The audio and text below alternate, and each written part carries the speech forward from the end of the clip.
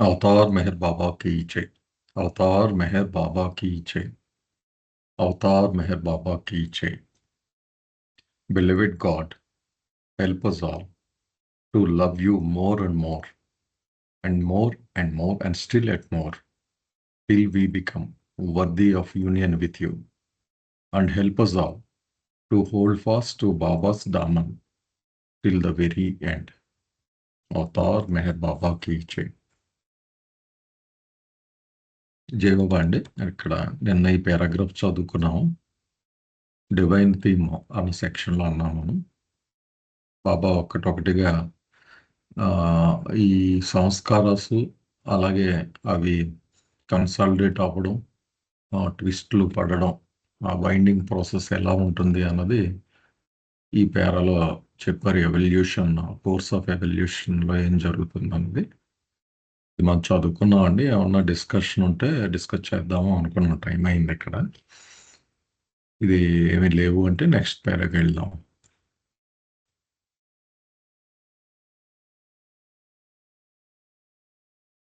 ఈ పేరాలో ఏమన్నా ప్రశ్నలు ఉన్నాయండి?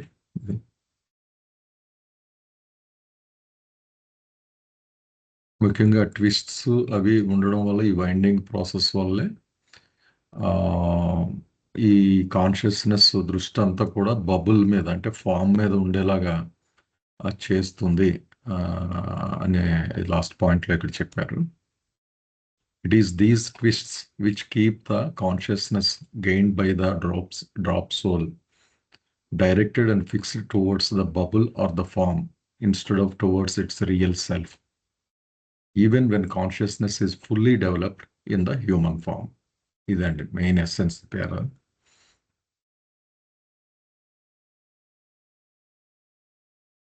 జై బాబా అండి. గౌరీ గారు కంటిన్యూ చేద్దామండి. జై బాబా అండి. వినబడుతుంది కదా సార్? బాగుందమ్మా, స్పష్టంగా. ఆ పై పేరాలో ఆ బిందు ఆత్మకు మానవ రూపం వచ్చినప్పటికీ, చైతన్యం పూర్తిగా అభివృద్ధి చెందినప్పటికీ కూడా దాని దృష్టి అంతా కూడా స్వస్వరూపం మీద కాకుండా ఈ చుట్టుకుని ఉన్నటువంటి మెళికలు, అంటే సంస్కారాల మీదే ఉండిపోయింది అని లాస్ట్ సెంటెన్స్ లో చెప్పారండి. Next para, and gaining the human form the second process begins. This process is that of reincarnation. మానవ రూపం పొందగానే రెండో ప్రక్రియ మొదలవుతుంది. పరిణామ ప్రక్రియ కంప్లీట్ అయిపోయింది.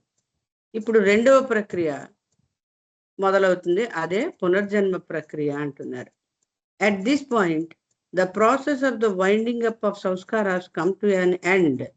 ఎంతవరకు రాతి రూపం నుండి మానవ రూపం వరకు చుట్టుకుంటూ వచ్చే ప్రక్రియ ఏదైతే ఉందో అది ఈ పునర్జన్మ ప్రక్రియ స్టార్ట్ అయిన తర్వాత ముగిసిపోతుంది అంటున్నారండి. The drop soul takes numerous human forms one by one, and these forms are exactly 84 lakhs of in number.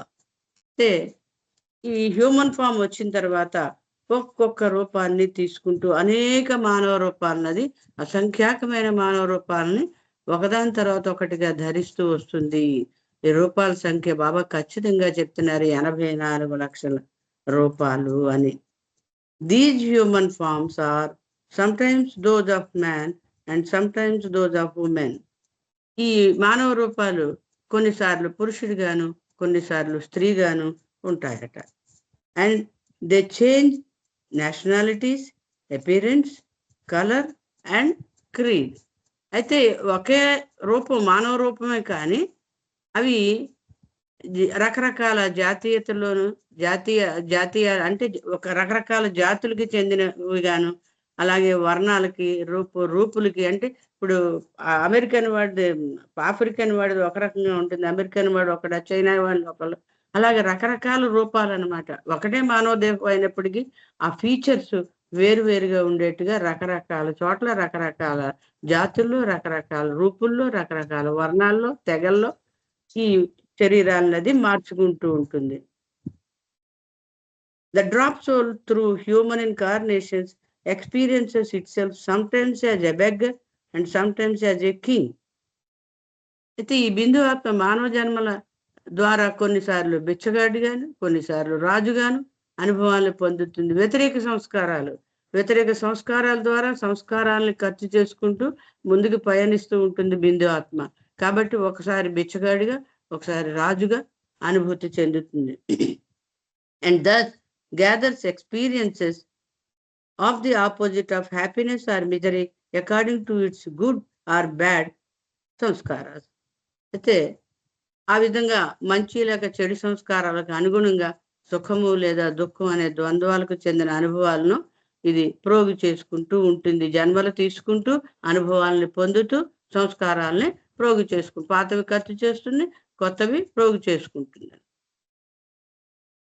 In reincarnation, that is in its successive and several human forms, the drop soul retains its full consciousness but continues to have alternating experiences of opposite samskaras till the process of realization begins. అయితే ఈ ఈ పునర్జన్మ ప్రక్రియలో అనేక మానవ రూపాల్లో బిందు ఆత్మ అవి తీసుకుంటూ తన పూర్తి చైతన్యాన్ని నిలుపుకుంటూనే, కంప్లీట్ అయిపోయిన చైతన్యం ఉంది కదా, దాన్ని అలాగే నిలబెట్టుకుంటూ వ్యతిరేక సంస్కారాలకు చెందిన అనుభవాలను ఎంతవరకు పొందుతుంది అంటే నెక్స్ట్ ఆ ప్రాసెస్ ఏదైతే ఉందో భగవద్ అనుభవ ప్రక్రియ అది ప్రారంభం అయ్యే వరకు కూడా ఇది కంటిన్యూ అవుతుంది అని చెప్తున్నారండి. And during this process of realization the samskaras get unwound. అయితే ఈ భగవద్ ప్రక్రియలో సంస్కారాలు ఇంతవరకు ముడిపడ్డాయి కదా, ఇప్పుడు విప్పుకోవడం స్టార్ట్ అవుతుంది, విప్పబడతాయి అని చెప్తున్నారండి. The reincarnations there is a spending up of samskaras but this spending up is quite different from the unwinding of the samskaras. అయితే ఇక్కడ రెండు ప్రక్రియలు చూస్తున్నాం. రీఇన్కార్నేషన్ లో ఖర్చు అవుతూ ఉన్నాయి సంస్కారాలు, ఇక్కడ రియలైజేషన్ లో స్పెండింగ్ అవ్వడం కాకుండా అన్వైండింగ్, పడిన ముడులు విప్పడం మొదలవుతుంది. అది ఇది వేరు అని చెప్తున్నారు. సంస్కారాలు ఖర్చు చేయడం, సంస్కారాలు ప్రోగు చేసుకుంది పరిణామ ప్రక్రియలో, ఖర్చు చేస్తూ వచ్చింది రీఇన్కార్నేషన్ ప్రాసెస్ లో, ఇప్పుడు ఈ రియలైజేషన్ ప్రాసెస్ లో అన్వైండింగ్, చుట్టుకోబడినటువంటి ముడులు విప్పబడతాయి. ఇవి రెండు వేరు వేరు అని చెప్తున్నారు Baba. Which takes place during the process of realization. ఈ విప్పబడడం అనేది రియలైజేషన్ ప్రాసెస్ లో జరుగుతుంది. The spending up of samskaras itself creates new samskaras which bind the soul, but the unwinding of samskaras does not itself create fresh sanskaras. It is intended to undo the very strong grip of sanskaras in which the drop soul is caught. అయితే బాబా చెప్తున్నారు, సంస్కారాలు ఖర్చు చేసే ప్రక్రియ ఉంది కదా, అందులో కొత్త సంస్కారాలు వచ్చి చేరుతూ ఉంటాయి. పాతవి ఖర్చు అవుతుంటే కొత్తవి వస్తూ ఉంటాయి. అయితే ఆ సంస్కారాల ఆత్మను బంధనాలకు గురి చేస్తాయి, బంధిస్తాయి. కొత్త సంస్కారాలు సృష్టించడం వల్ల మళ్ళా బంధనాలు. కానీ సంస్కారాలు విప్పుకోవడం అనే ఆ ప్రక్రియలో తనంత తానుగా తాజా సంస్కారాన్ని సృష్టించదు. ఈ సెంటెన్స్ ఒకటి డిస్కస్ చేద్దాం సార్. దాని అంతటా అదే ఎందుకు అలాగ సృష్టించదు అనేది. తర్వాత ఆత్మ ఏ సంస్కారాల దృఢమైన పట్టులో చిక్కుకుందో, మంచివా చెడువా అనే దాన్ని బట్టి ఆ పట్టును సడలించడానికి అది ఈ విప్పుకోవడం అనే ప్రక్రియ ఉద్దేశించబడింది అని బాబా ఈ పారాగ్రాఫ్ లో చెప్తున్నారండి. ఇది నాకు అర్థమైంది సార్. జై బాబా అండి. జై బాబా.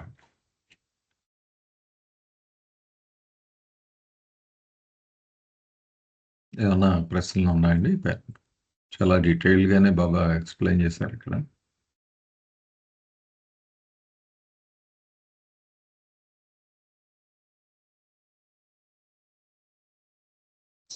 జై బాబా అండి. రియలైజేషన్ ప్రాసెస్ లో అంటే దర్ ఇస్ ఇంకా ఓన్లీ అన్వైండింగ్, ఇంకా వైండింగ్ ఏ ఉండదంటారా?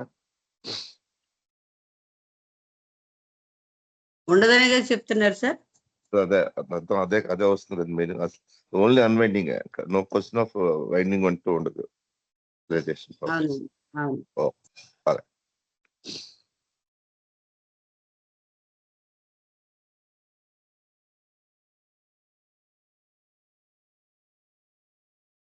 ఓకే సార్, సమ్అప్ చేయండి సార్.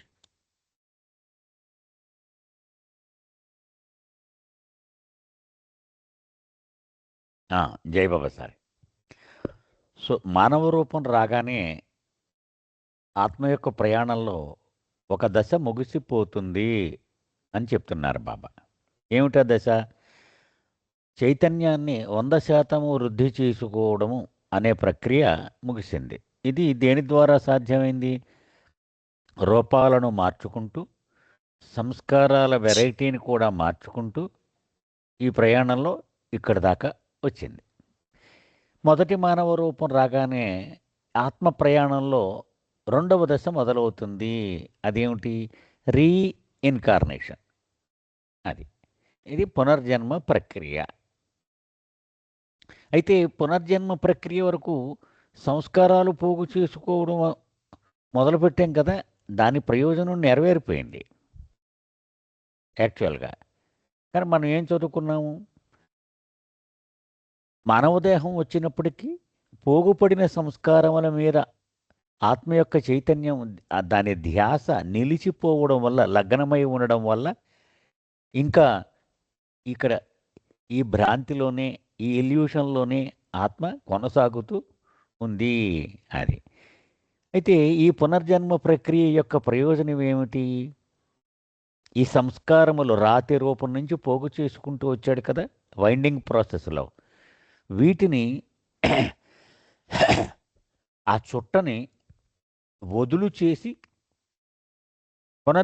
అంతర్ముఖ ప్రయాణ ప్రక్రియ నెక్స్ట్ ఇన్వల్యూషన్లో అప్పుడు విప్పడానికి సిద్ధం చేయడం. దానికోసం ఆత్మ అనేకమైనటువంటి పరస్పర విరుద్ధమైనటువంటి జన్మలను ఎత్తుతూ ఉంటుంది. ఒకసారి పురుషుడిగా, ఒకసారి స్త్రీగా, ఒకసారి దరిద్రుడిగా, ఒకసారి మహాసంపన్నుడిగా, ఇలాగూ ఈ పరస్పర వ్యతిరేకమైనటువంటి ఈ జన్మలను ఎత్తుతూ సంస్కారాలను అనుభవిస్తూ, పోగు చేసుకుంటూ, అనుభవిస్తూ నడుస్తూ ఉంటుంది. అయితే ఈ సంస్కారాలని విప్పడం అనేది ఎప్పుడు మొదలవుతుంది? రియలైజేషన్ ప్రాసెస్లోనే. అది చివరిది ఇన్వల్యూషన్ ఉంది కదా, దానిలోనే మొదలవుతుంది. ఇక్కడ బాబా ఒక వివరణ ఇస్తూ ఉన్నారు. సంస్కారాలను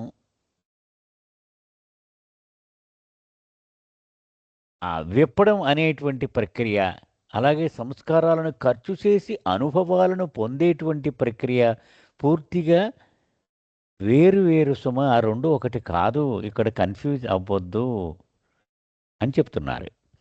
అంటే సంస్కారాలని ఖర్చు చేసి అనుభవాలను పొందేటువంటి ప్రక్రియ మొట్టమొదటి నుంచి జరుగుతూ వచ్చింది. అది ఎప్పటి వరకు?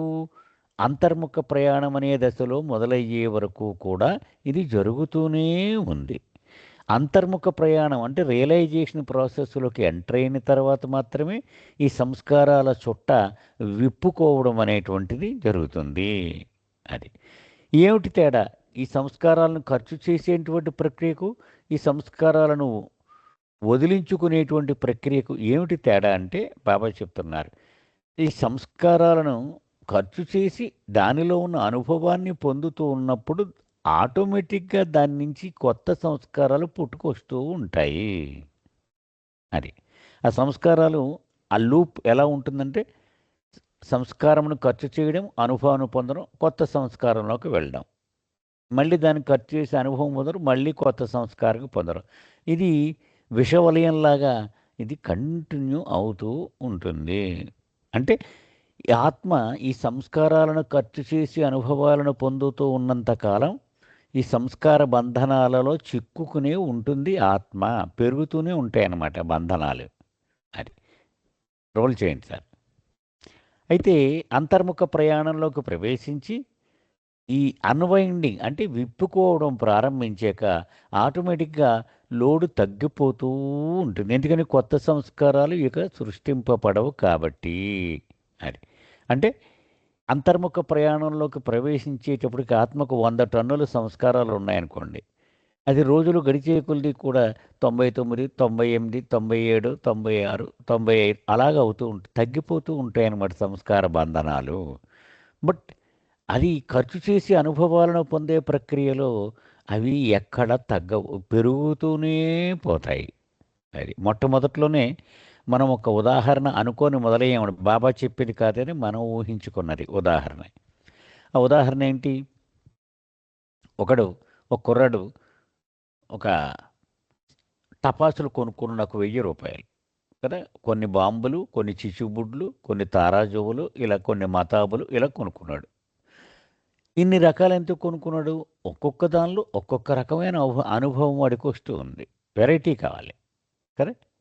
అలాగే ఆత్మ ఇన్ని రకాలైన రకరకాలు చేపగా నీటిలో ఉండే అనుభవాలు పొందింది, పక్షిగా గాలిలో ఉండే అనుభవాలు పొందింది, చెట్టుగా ఒకచోట స్థిరంగా భూమిలో పాతుకుపోయి ఉండేటువంటి అనుభవాలు పొందింది, ఒక క్రిమిగా ఎక్కడ పడితే అక్కడ స్వచ్ఛంద చలనం పాకుతూ ఉండే అనుభవాలు పొందింది కదా. ఇలా అనేకమైనటువంటి అనుభవాలు సంపాదించుకొని ఆ అనుభవాల ద్వారా తన చైతన్యాన్ని పెంచుకుంటూ వచ్చింది. ఇదే కదా మనం చూసాం ఇప్పుడు దాకా. అయితే అలాగే ఈ క్రాకర్స్, ఈ టపాసులు కొన్నాడు వీడు. ఆ టపాసులు ఒక 4-5 కాల్చాడు, మిగిలినవన్నీ అలా ఉన్నాయి. వాడి దగ్గర ఉన్న స్టాక్ చూస్తే కనుక ఇంకా అనుభవాలు ఇవ్వవలసినటువంటి టపాసులు కొన్ని, అనుభవాలు ఇచ్చేసి డొల్లలుగా మిగిలిపోయిన సంస్కారాలు కొన్ని, అవి ఉన్నాయి కదా. అయితే ఇక్కడ బాబా ఏం చెప్తున్నారంటే, డొల్ల అయిపోయినంత మాత్రం చేత, అంటే అది అనుభవాన్ని ఇచ్చేసినంత మాత్రం చేత రాలిపోదు. ఆ సంస్కారం ఆత్మ యొక్క చైతన్యం చుట్టూ చుట్టుకునే ఉంటుంది. అంటే ఇప్పుడు నా సంస్కారాలు ఒక స్నాప్షాట్ తీసామనుకోండి, స్కాన్ తీస్తే ఖర్చు చేయవలసిన సంస్కారాలు కొన్ని, ఖర్చు అయిపోయినప్పటికీ అనుభవాన్ని ఇచ్చేసినప్పటికీ ఇంకా ఆత్మను బంధించుతూ ఉండేటువంటి సంస్కారాలు కొన్ని. అది అంటే ఖర్చు అయిపోయి అనుభవం పొందగానే సంస్కారం రాలిపోదు. అది మనం గుర్తు చేసుకోవాలండి. అది అంతర్ముఖ ప్రయాణంలోకి అడుగుపెట్టాక అప్పుడు దానికది రాలిపోతూ ఉంటుంది. అది ఇక్కడ మనకి చెప్పుకోవాల్సింది. అంటే ఇప్పుడు మనం అంతర్ముఖ ప్రయాణంలో అడుగుపెట్టే వరకు వాయు రూపము, రాతి రూపం నుండి మొదలుకొని అన్ని జన్మలలోనూ మనం పోగు చేసుకున్న సంస్కారాల మూట మన నెత్తి మీద ఉంది. అయితే అనుభవాలైతే పొందేసాం వాటిల్లో, కానీ వాటి బంధనం మాత్రం ఇంకా కొనసాగుతూ ఉంది. ఇది నాకు అర్థమైంది సార్. జై బాబా. జై బాబా సార్. జై బాబా. ఈ స్టేట్మెంట్ డిస్కస్ చేద్దామన్నారండి. ఏమన్నా ప్రశ్నలు ఉన్నాయండి దీని మీద? Last statement.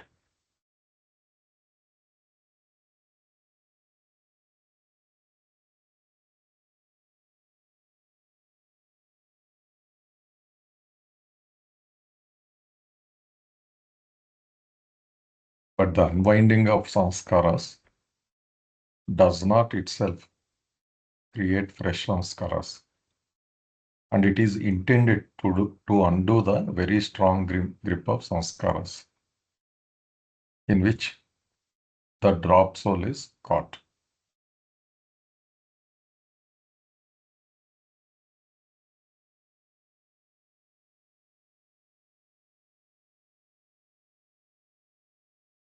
చెప్పమంటారా రాజుగారు? అది డిస్కషన్. హలో,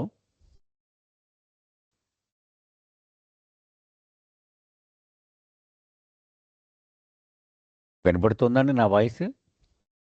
వినబడుతుంది సార్. నా వాయిస్ వినబడుతుంది కదండి?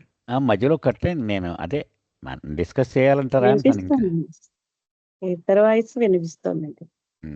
ఇప్పుడు అదే అంటే అంతర్ముఖ ప్రయాణంలోకి అడుగు పెట్టగానే మానవుడి యొక్క ధ్యాస ఈ ఇల్యూషన్ మీద నుంచి మరలిపోయింది కదా. ఇక ఎంత మాత్రం అతని స్థూలమునకు సంబంధించినటువంటి ఎరుక లేదు అతనికి. అంచేత ఈ సంస్కారములు చుట్టుకునేటువంటి ప్రక్రియ అది అయిపోయింది. స్థూల సంస్కారాలన్నీ సూక్ష్మ సంస్కారాలుగా మారిపోయినాయి కదండి. అంచేత ఈ బంధనాలు కొత్తగా ఇంక ఏర్పడేటువంటిది లేదు, అవి వదిలిపోవడమే. ఇక్కడి నుంచి అన్వైండింగ్ అన్నారు కదా బాబా. చుట్టుకోవడం అనేటువంటిది లేదు. ఆ చుట్టుకోవడం అనేటువంటిది రీఇన్కార్నేషన్ ఎండింగ్కి వచ్చేటప్పటికి ఆగిపోతుంది అనుకున్నాం. ఇక విప్పుకోవడమే ఇక్కడి నుంచి మొదలవుతుంది. కాబట్టి విప్పుకునే ప్రక్రియ ద్వారా కొత్త సంస్కారములు ఎప్పుడూ ఏర్పడవు. అంచేత బంధనాలను వదిలించుకోవడమే ఇక్కడి నుంచి సిలబస్ కదండి. అది ఇక్కడ బాబా చెప్తున్నారు. Okay sir. Okay sir. Okay. జై బాబా అయితే సార్. ఇవన్నీ Jayababu sir. Actually, as per divine law, the spending of grass samskaras produce new samskaras, and subtle samskaras and mental samskara doesn't produce new samskara. It's a divine law. Grass samskara, subtle samskara, and mental samskara. The difference is there. Spending. అదే రఘుపతిరావు గారు ఏం చెప్తున్నారంటే అండి, స్థూల సంస్కారములకు అంటే దైవీ శాసనం ప్రకారం స్థూల సంస్కారములు ఖర్చు అయిపోతూ ఉన్నప్పుడు ఆటోమేటిక్గా కొత్త సంస్కారాలు పుట్టడము, అది శాసనం అలా ఉంది. అదే సూక్ష్మ సంస్కారాలు మానసిక సంస్కారాలు వచ్చేటప్పటికి కొత్త సంస్కారములు పుట్టవు అని చెప్తున్నారండి. జై Baba sir. Jayababu sir. So అప్పుడు ఈ స్టేట్మెంట్ ఫిట్ అవుతుందండి. But the unwinding of sanskaras does not it self create fresh sanskaras. అంటే మోస్ట్లీ ఇది సూక్ష్మ మానసిక సంస్కారాల ఫేజ్ అనుకోవచ్చు అండి, ఇది unwinding. Yes, sir. Unwinding comes in subtle world and mental world. Okay. Subtle samskara and mental samskara. ఇది cardinal rule అండి రాజుగారు. ఏంటంటే ఓకే సార్. వైండింగ్ జరుగుతున్నంతసేపు లోడు తగ్గదు కదా. అన్వైండింగ్ స్టార్ట్ అవునండి. అయ్యాక ఆటోమేటిక్గా లోడు తగ్గిపోతూ ఉంటుంది. అది అంతే.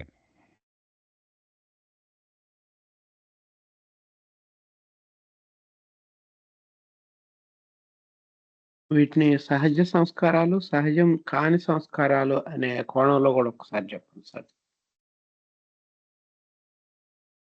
అది ఇక్కడ కన్ఫ్యూజ్ చేసుకోవద్దండి. అది మన డిస్కషన్లో మనకు విడిగా మనం మాట్లాడుకోవచ్చు. ఎందుకంటే దానిలోకి వెళితే బాబా గాడ్ స్పీక్స్ ప్రకారం అంటే మీరు కరిపారు కాబట్టి పరిణామ క్రమములో మానవ రూపం వచ్చే వరకు ఏర్పడేవన్నీ సహజ సంస్కారాలు మనం చెప్పుకున్నాం. అది కదా, మనం గాడ్ స్పీక్స్ ముందు చాప్టర్లో చెప్పుకుంటూనే వచ్చాం. అవి అయితే అవి సూటిగా ఎటువంటి మార్పు లేకుండా ఒకే రీతిలో సాగిపోతూ ఉంటాయి. అంటే ఇప్పుడు రైలు బండి ఆ ట్రాక్ను పట్టుకొని ఎలాగైతే వెళ్ళిపోతుందో ఆ డ్రైవర్కి ఏమి చాయిస్ ఉండదు స్టీరింగ్ పట్టుకోవడానికి. అది ట్రాకే డిసైడ్ చేస్తూ ఉంటుంది, ఆటోమేటిక్గా వెళ్ళిపోతుంది కదా. అవే ఆ సహజ సంస్కారాలే పరిణామ క్రమములో ప్రయాణము స్థిరముగా సాగేలాగా దోహదపడతాయి అవి. ఓకే, అంటే వాటిలో ఎటువంటి మార్పు ఉండదు. ఇప్పుడు మల్లి చెట్టు ఈవేళ మల్లె పువ్వు పుయ్యాలా గులాబీ పువ్వు పుయ్యాలా అని అనుకోదు. అది గ్యారంటీగా మల్లె పువ్వే పోస్తుంది. కానీ మానవ రూపం వచ్చేసాక వాడికి విచక్షణ, డిస్క్రిమినేషన్ అనేటువంటి ఒక కొత్త ఫ్యాకల్టీ అతనికి వచ్చి చేరింది. కాబట్టి వాడు రోజు ఒకలాగే ఉంటాడని చెప్పలేము. ఈవేళ కాఫీ తాగుతాడు, రేపు టీ తాగుతాడు కదా. వాడు ఇదమిద్దంగా ఇలాగే ఉంటాడు అని మనం చెప్పలేం. వాడికి సొంతంగా డిసైడ్ చేసుకునేటువంటి ఒక కొత్త ఫ్యాకల్టీ ఒకటి వచ్చింది వాడికి. కాబట్టి వాడు అసహజమైన రీతిలో వాడు జీవించడం ద్వారా అసహజమైన సంస్కారాలని పోగు చేసుకుంటాడు. అది బాబా చెప్పిందండి. ఓకే, అయితే ఇంకా బాబా ఏమన్నారు, అసహజమైన సంస్కారం అంటే సహజం కాని సంస్కారాలు. అది అవి ఇప్పుడు ఆ రీలు ఆ పొల్లకి చుడుతూ ఉంటే మొట్టమొదటి న్యాచురల్ సంస్కారాలు చుట్టుకుని వచ్చాయి, దానిపైన అసహజమైన సంస్కారాలు చుట్టుకుని వచ్చాయి. పైన ఉన్నాయి కాబట్టి వాటిని విప్పడం సులువు, కానీ లోపల ఉండిపోయిన సహజ సంస్కారాలను విప్పడం కొంచెం కష్టం దీంతో పోలిస్తే. ఇది సార్ బాబా చెప్పింది గాడ్ స్పీక్స్లో. జై బాబా. జై బాబా. సార్ అంతర్ముఖ ప్రయాణం అక్కడి నుంచి అన్వైండింగ్ స్టార్ట్ అవుతున్నారు కదా, అది దానికి ఏదైనా ఒక లైన్ ఉందండి? అంటే హఠాత్తుగా సంభవిస్తుందా, క్రమేణా వస్తుందా? అప్పటి వరకు సంస్కారాలు వైండింగ్ అవుతానే ఉంటాయి కదా. అదే సార్, అంటే కరెక్ట్గా ఎక్కడ స్టాప్ అవుతుంది? ఇప్పుడు పునర్జన్మ ప్రక్రియ 84 లక్షల జన్మలు అన్నారు కదండి. అవునండి. అంచేత ఏ 83 లక్షల జన్మలో 83,50,000 జన్మలో వచ్చేటప్పటికి వీడికి ఈ ఫెడప్ అయిపోతాడనమాట ఈ ప్రపంచంతో, ఈ స్థూలంతో.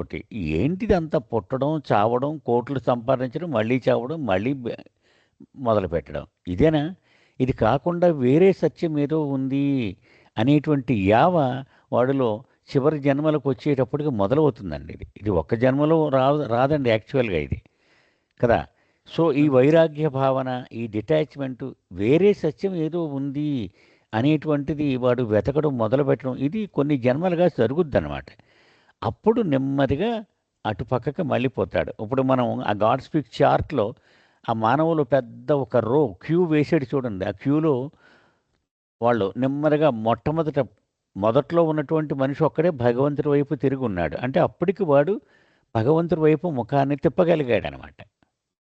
అప్పుడు అంతర్ముఖ ప్రయాణం మొదలవుతుంది వాడిది. అంటే ధ్యాస ప్రపంచం మీద నుండి భగవంతుని వైపుకు మరలిపోవడం. అయితే బాబా ఏమన్నారు? ఇదంతా బయటికి కనిపించేది, లోపల జరిగేది ఏంటి? నీ స్థూల సంస్కారములు క్రమక్రమంగా సూక్ష్మ సంస్కారములుగా మారడం ప్రారంభించినప్పుడు అప్పుడు ఇన్వల్యూషన్కి ప్రయాణం మొదలవుతుంది. ఆ స్థూల సంస్కారాలన్నీ మొరటుగా ఉండేవి నాజూగ్గా అయిపోతాయట, సూక్ష్మ సంస్కారాలుగా. అప్పుడు వాడు పూర్తిగా అంతర్ముఖ ప్రయాణంలో అడుగు పెడతాడు. అది సార్ టర్నింగ్ పాయింట్. అవునండి. అంటే ఇప్పుడు బాబా సార్ ఇంకొక చిన్నదండి. కొంత టైం మెటీరియల్ వరల్డ్, కొంత టైము ఇట్లా ఈ విధంగా తెలుసుకోవడం, వాటి కొంత యావగింపు కూడా వస్తుంది, కొంతే వస్తుంది. అంతే సార్, అటు ఇటు పెండులం లాగా ఉంది. ఊగిసలాట కొన్ని జన్మలలో కొనసాగుతుంది అనమాట. అప్పుడు ఈ సంస్కారాలు కొన్ని అన్వైండింగ్, కొన్ని వైండింగ్ అవుతాయండి. అంటే అంతర్ముఖ ప్రయాణంలో అడుగు పెట్టినప్పుడే అన్వైండింగ్ అన్నారు బాబా.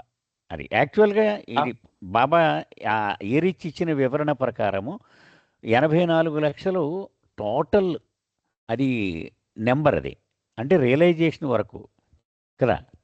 అవును. ఒక మానవుడిగా రియలైజేషన్ వరకు ఎత్తవలసిన జన్మలు 84 లక్షలు. అంటే 95%, 96% పునర్జన్మలు నడుస్తూ ఉండగానే అంతర్ముఖ ప్రయాణంలో అడుగు పెట్టడం అనేది జరుగుతుందన్నమాట కదండి. అవును. అది అంచేత అక్కడికి వచ్చేటప్పటికి వాడు అంతర్ముఖ ప్రయాణంలోకి ఎంటర్ అయిపోతాడు ఈ పునర్జన్మ ప్రక్రియ చివరికి వచ్చేటప్పటికి. అదండి. అదే అండి. ఇప్పుడు సపోజ్ ఇప్పుడే నా స్థితే ఉంది. ఒకప్పుడు మ్యాంగో అంటే బాగా ఇష్టం, ఇప్పుడు పెద్ద ఏమి లేదండి. అంటే దాంతో కనెక్షన్ ఉన్న సంస్కారం పలసబడినట్టే కదండి.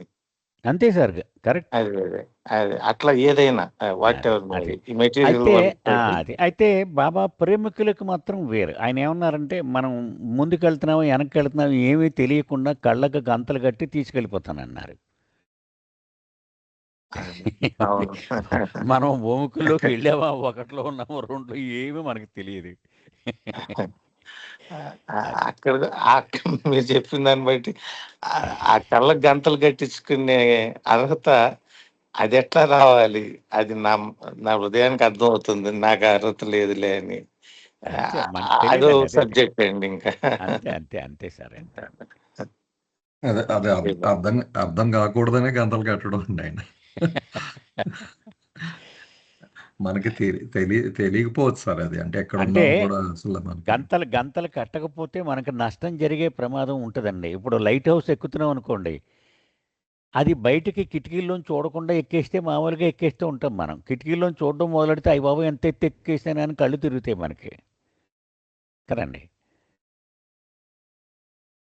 Yes sir. జై బాబా.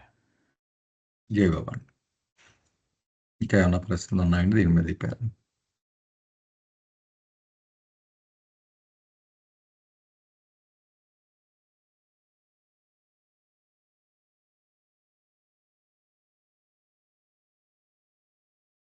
ఒక యాంగిల్లో చూస్తే sir, God speaks is about science of sanskaras అనిపిస్తుంది నాకు.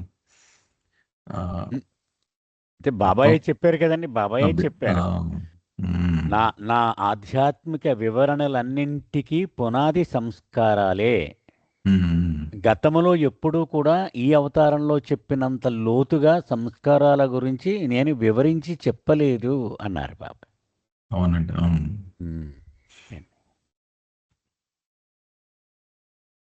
ఏమన్నా ఉన్నాయండి మిగిలిన ప్లస్, లేకపోతే ముందుకు వెళ్దాం ఈ పేరా మీద.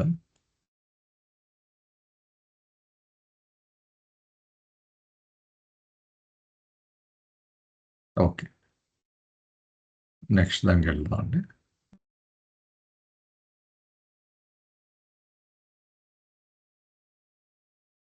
గోపాలకృష్ణ గారు ఉన్నారా?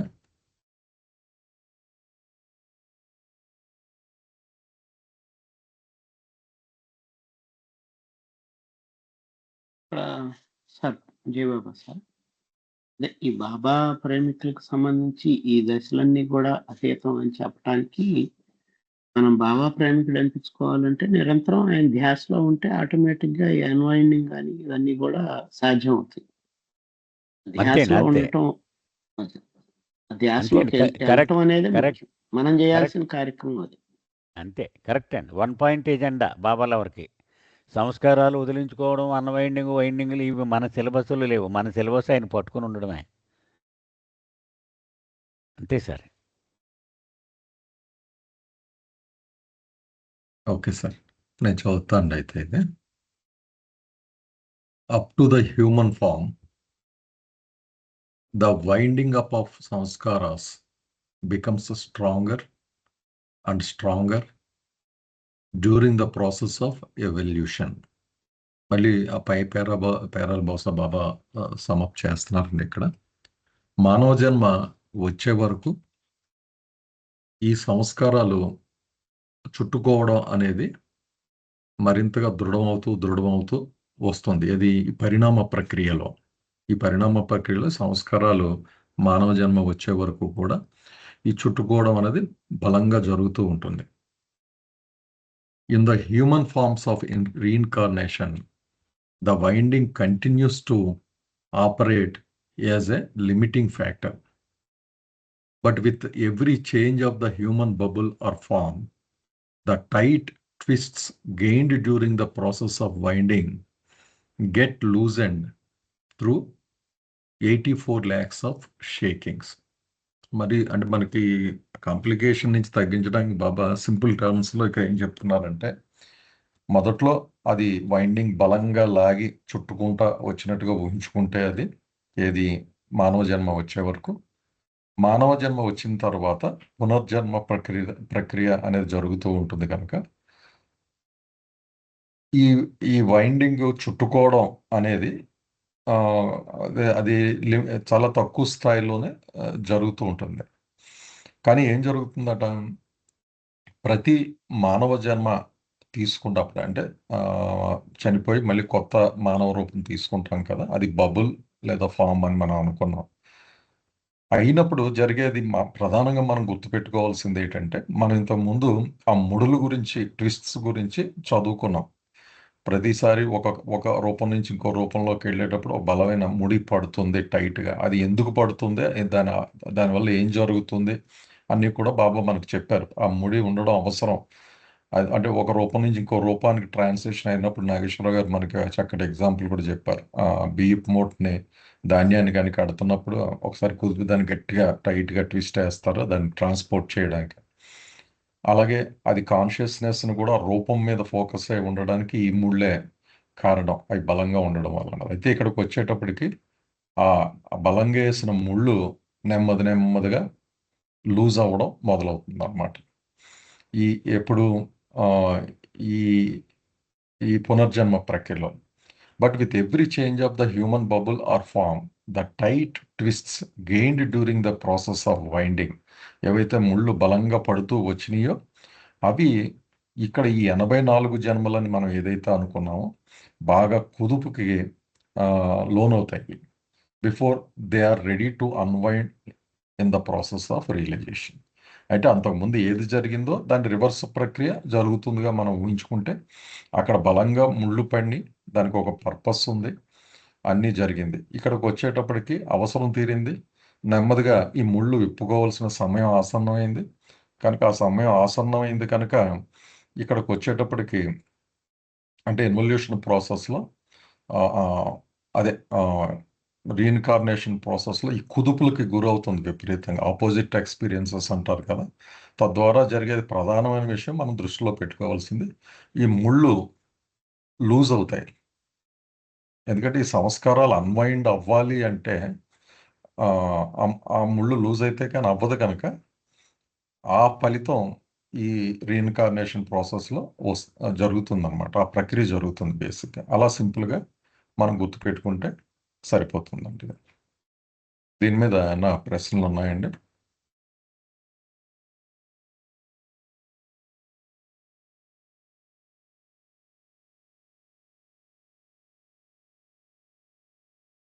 ఒక స్టార్ మార్క్ పెట్టారండి, అది కూడా చూద్దాం కన్నా.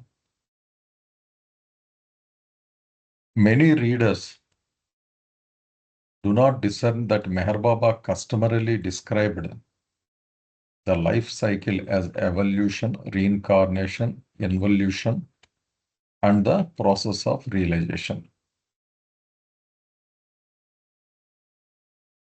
Fearing the statement in the text above might seem contradictory to that, in paragraph 3, page 176, we asked Erich B. Jessawala for clarification. He replied, once one is on the planes of consciousness, the reincarnation process may be said to have come to its fag end.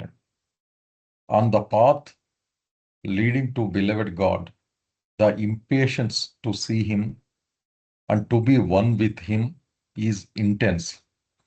Such reincarnations as are necessary due to impressions burdening the consciousness seem almost nil when compared to 84 lakhs of shakings. ఇక్కడ ఏం చెప్తున్నారంటే, Meher Baba customarily described the life cycle as, sir Nageswara, discern అంటే ఏంటండి meaning?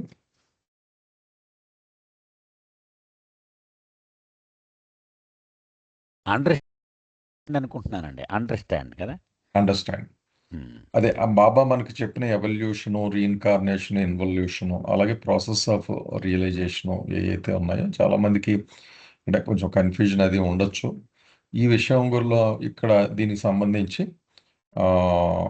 కొంచెం కాంట్రడిక్షన్గా కూడా అనుకోవచ్చు అని చెప్తూ, fearing the statement that text above might seem contradictory to the para, అంటే 176లో పారాగ్రాఫ్ 3లో ఉన్నదానికి కొంచెం కాంట్రడిక్షన్ వస్తుంది అన్న దృష్టిలో మేము ఎరిచ్ బి జెస్సవాలాని వివరించమని అడిగాము దీని కాంట్రడిక్షన్ ఏంటి అన్నది.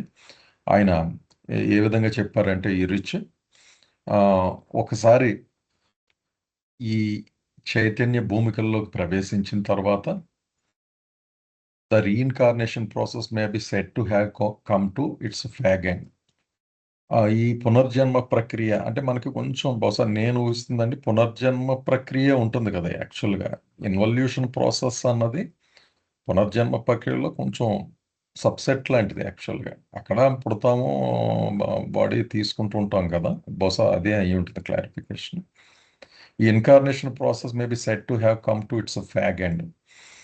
ఇన్వల్యూషన్ ప్రాసెస్ అంతర్ముఖ ప్రయాణం అని ఏదైతే అనుకుంటామో అది ఏంటంటే ఎలా డివిజన్ చేయబడిందంటే, పునర్జన్మలో ఆఖరి ఫేజ్గా మనం తీసుకోవాలంతే. On the path leading to beloved God. అయితే ఈ భగవంతుడిని చేరే ఈ ప్రక్రియలో ఏమవుతుందంటే, ఆ దగ్గరికి వచ్చేటప్పటికి, ఆఖరి స్టేజెస్కి వచ్చేటప్పటికి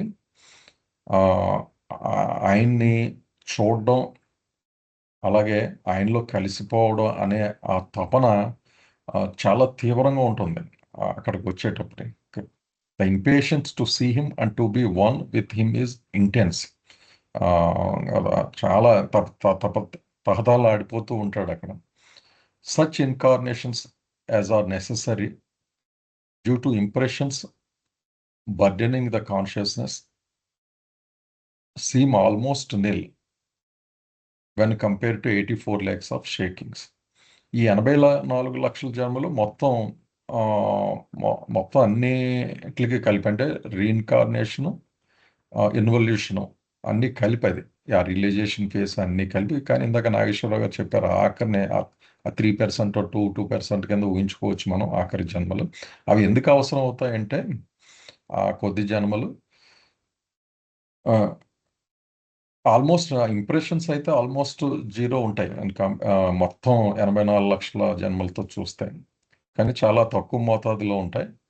as are necessary due to impressions burdening the conscious seem almost nil when compare to 84 lakhs of shaking. అయితే అక్కడికి వచ్చేటప్పటికి ఆ ఇంటెన్సిటీయే ఉంటుంది. ఆయన చూడాలని అని ఆఖరి పొజిషన్లో ఉంటుంది అన్నట్టుగా ఇక్కడ చెప్పారండి.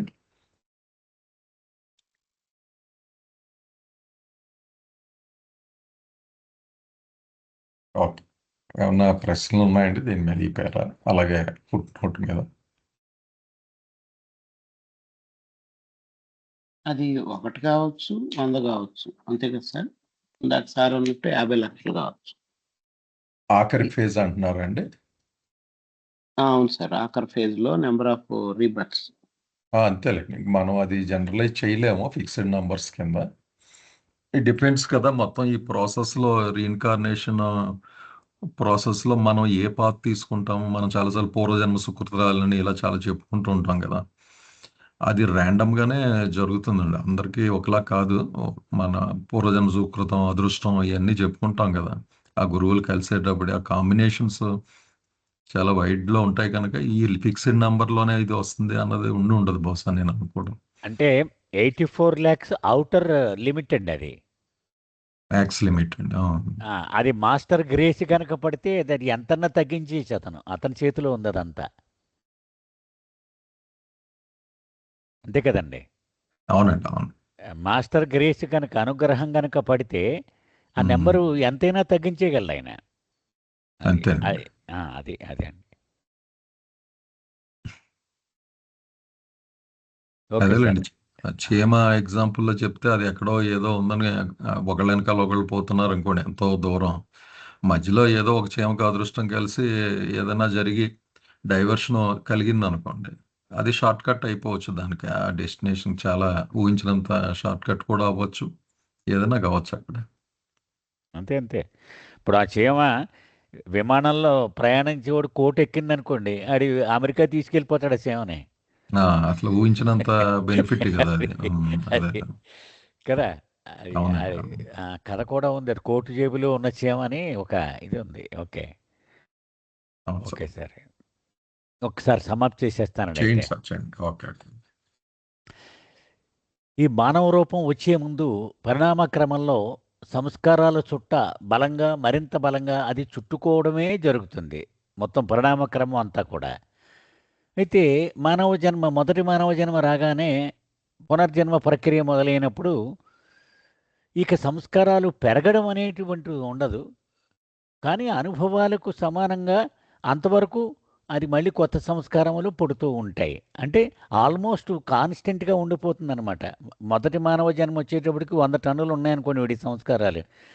సో వీడు ఖర్చు చేసి పొందడము, పాతవి ఖర్చు చేయడం, ఇవన్నీ చూసుకుంటూ ఉంటే అది మెయింటైన్ అవుతూ ఉంటుంది. పునర్జన్మ ఉన్నంత వరకు 100 టన్నులు మెయింటైన్ అవుతూ ఉంటుంది.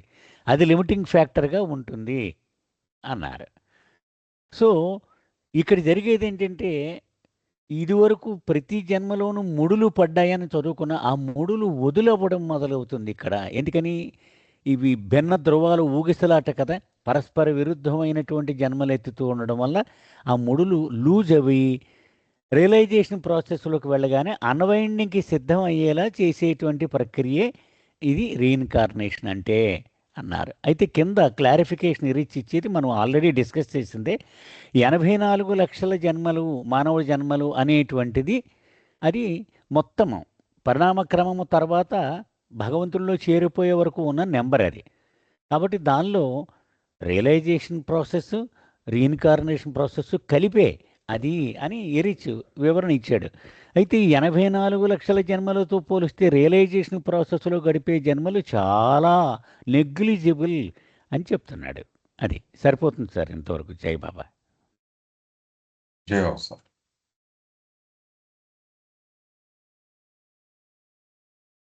ఏమన్నా ప్రశ్నలు ఉన్నాయండి దీని మీద?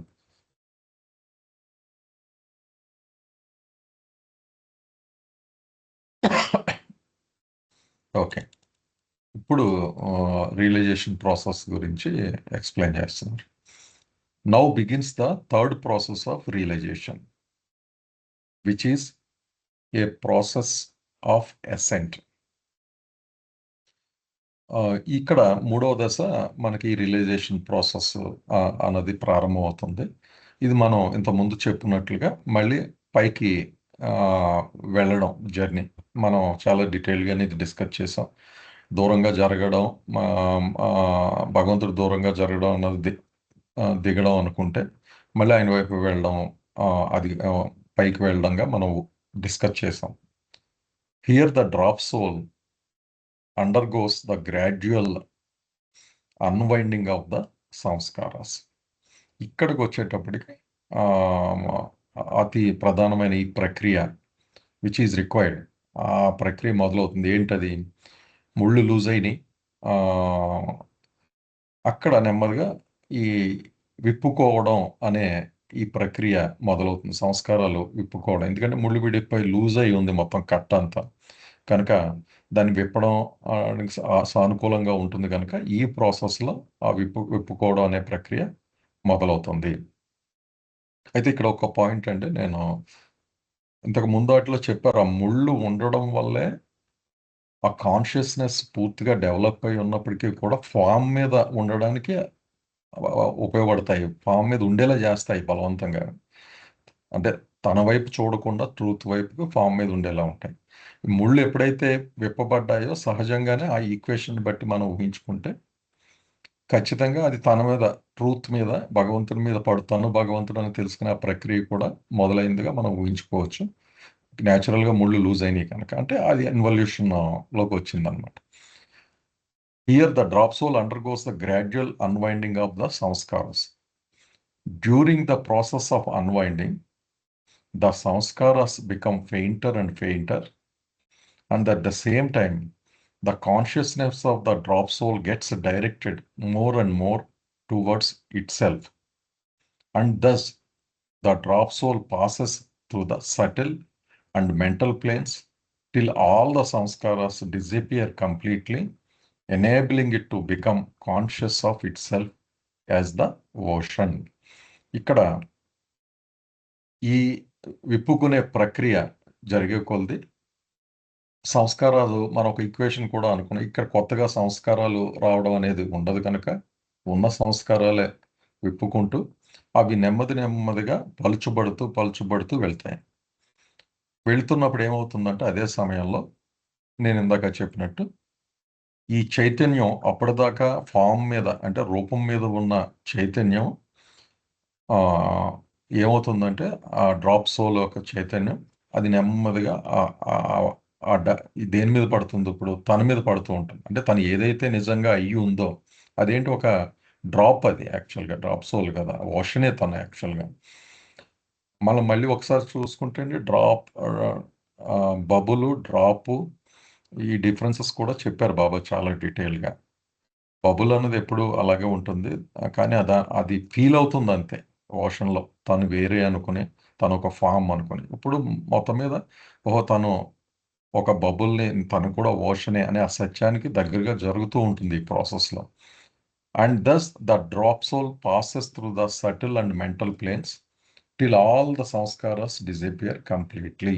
ఆ విధంగా అది నెమ్మదిగా ఈ ప్రాసెస్లోకి వెళ్ళే కొలది సహజంగానే సంస్కారాలు పలచబడ్డాయి కనుక అది సటిల్ ప్లేన్లోకి వెళ్తుంది, సటిల్ ప్రపంచాన్ని అనుభవిస్తూ, అలాగే తర్వాత మెంటల్ ప్లేన్లోంచి ప్రయాణించి చివరికి అన్ని సంస్కారాలు కూడా మటుమాయమైపోతాయి, అంటే జీరో అయిపోతాయి. అప్పుడు ఏమవుతుంది? న్యాచురల్గా enabling it to become conscious of itself as the ocean. ఒకసారి it's all about story of samskaras అనుకున్నాం కనుక,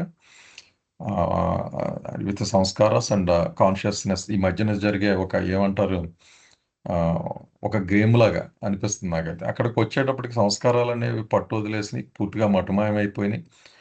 అనుకునేటప్పటికి ఇంకా ఆ ఊహలో ఉండడానికి ఆస్కారం ఏమి ఉండదు కనుక వచ్చిన పెంపొందిన ఆ చైతన్యం అంతా కూడా తన మీదే రిఫ్లెక్ట్ అవుతుంది కనుక తనే ఆ సముద్రాన్ని అన్న విషయం పరిపూర్ణంగా ఈ ఈ బిందువు ఏదైతే ఉందో అది పరిపూర్ణంగా తెలుసుకుంటుంది.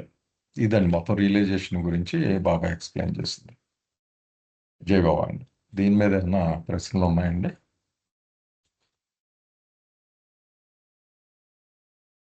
సార్ ఇప్పుడు సంస్కారాలు పాల్చబడడం అని అన్నారు కదా సార్. అంటే ఇప్పుడు నేను ఒక తప్పు చేశాను సార్. అంటే ఒకళ్ళకి బ్యాక్ బైటింగ్ చేశాను. దానివల్ల ఒక సంస్కారం యాడ్ అవుతదని నా మనస్సాక్షి చెప్తుంది. కానీ నేను ఆ తప్పు చేసడం జరిగింది.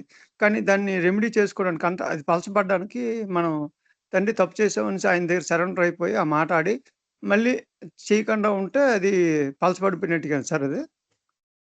అంటే అంటే ప్రయత్నిస్తున్నాం తప్ప జరగటం లేదు. అలాగా జరుగుతూను ఉంటుంది. అంటే ఎన్నో రోజులు జరుగుతది అది పూర్తిగా అనేది మనస్సాక్షి చెప్తుంది తప్ప పూర్తిగా అది ఆ తప్పు జరగటం లేదు అని చెప్పడానికి లేదు అని చెప్తుంది సార్. అంటే ఇందాక మళ్ళీ ఒక డిస్కషన్ అనుకున్నాం సార్. ఖర్చు చేయడం వేరు, పలచబడడం వేరు అనుకున్నాం కదా! ఖర్చు చేసినప్పుడు మీకు బైండింగ్ ఏమీ మారదు. దృఢంగానే ఉంటుంది. అంటే నా అండర్‌స్టాండింగ్ నాకు అర్థమైందండి. అండ్ మనం అక్కడ పలచబడింది అన్నది ఉండకపోవచ్చేమో బహుశా. పలచబడినది ఆల్మోస్ట్ మనం ఎండకొచ్చేసిన తర్వాత ఇంకా కొత్తవేమీ రావడానికి అంటే మనం ఒక ఊబిలోంచో లేక ఒక సుడిగుండంలోంచి బయటకొచ్చేసాం ఆ లూప్‌లోంచి కనుక కొత్తవి రావడానికి ఆస్కారం లేదు. అంటే మనం బేసిక్‌గా యాక్షన్, రియాక్షన్ నుంచి బయటకొచ్చేసాం. అంటే స్పందనలోనే కదా మనం. ఆ విచక్షణ అనేది ఎప్పుడైతే వచ్చిందో ఒక స్పందన వచ్చేస్తుంది. మనం ఏదైనా జరిగితే దాన్ని రియాక్ట్ అవ్వడం. మన నిత్యం పొద్దున్నుంచి సాయంత్రం దాకా మనం అందులోనే తిరుగుతుంటది మన బ్రెయిన్. అది ఎప్పుడైతే బయటకొచ్చేసిందో ఇంకా కొత్త సంస్కారాలు రావడానికి ఆస్కారం లేదు కనుక ఆ ఫేజ్ దాటి వచ్చినప్పుడే ఈ పలచబడడం అనే ప్రక్రియ జరుగుతుంది.